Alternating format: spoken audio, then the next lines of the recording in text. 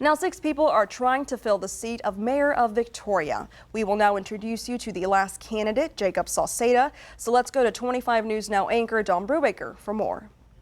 Karina, thank you. Welcome, Jacob. Thank you, Don, for having me. You bet. First question, what in your past work history and experiences makes you feel, the most qualified candidate for Mayor of Victoria? I believe my qualifications, such as, leading a team and what I do when working as a technical director of any production, is also dealing with personalities and dealing with people on an everyday basis. Having that ability to, control a dynamic and take that and push it forward, whichever direction, we want to go. You got to keep the ball rolling, as we always like to say. Mm-hmm. Biggest problem in Victoria, so many residents feel it's roads and potholes. Do you agree or disagree with that? I believe the outcry is definitely for the roads, and we see those every day. We see the potholes. Of course, the main thing people will always talk about is the median, but that's not really something we can take care of from a city council standpoint. It's a text dot thing.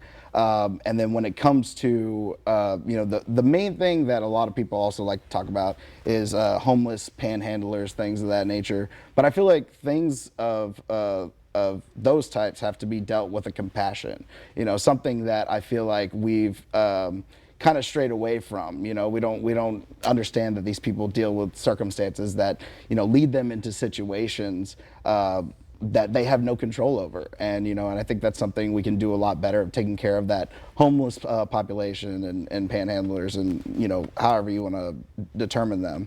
Mm-hmm.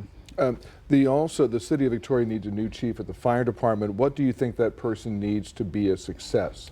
Well, first of all, Tracy Fox, 27 years at Victoria Fire Department, did a great job as fire chief since 2018. We know that. Victoria actually has its own recommendations for what the next fire chief needs to have to be that fire chief. But I think it would be a fun process to be a part of, and I'd be excited to, be a part of that whole situation.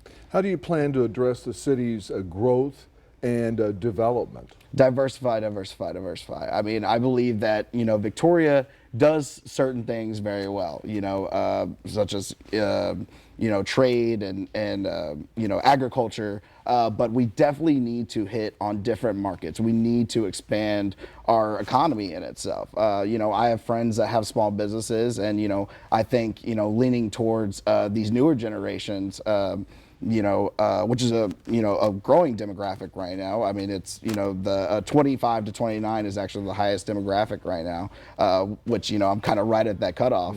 Mm-hmm. They kind of are learning new things and doing different things, and we need to harness that.